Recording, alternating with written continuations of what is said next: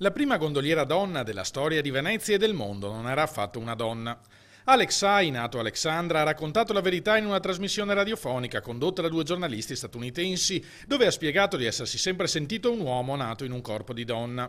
Il mio nome è Alex e sono transgender, ha scritto. Il pronome giusto per riferirsi a me in qualunque momento della mia vita è lui. È scorretto riferirsi a me come lei o Alessandra per qualunque ragione.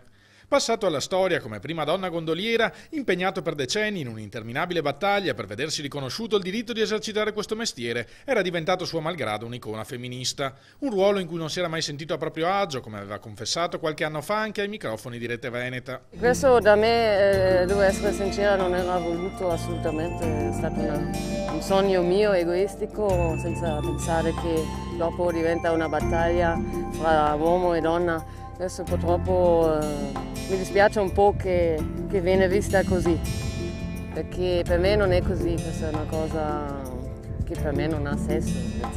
Sono solidale con le battaglie per i diritti delle donne, puntualizza ulteriormente ora, e avendo imparato a vogare in un corpo di donna ho dimostrato che sì, anche una donna può farlo. Io però non sono una donna e la battaglia femminista non è la mia battaglia. Voglio solo fare il lavoro che amo ed essere visto dalle persone intorno a me come io vedo me stesso.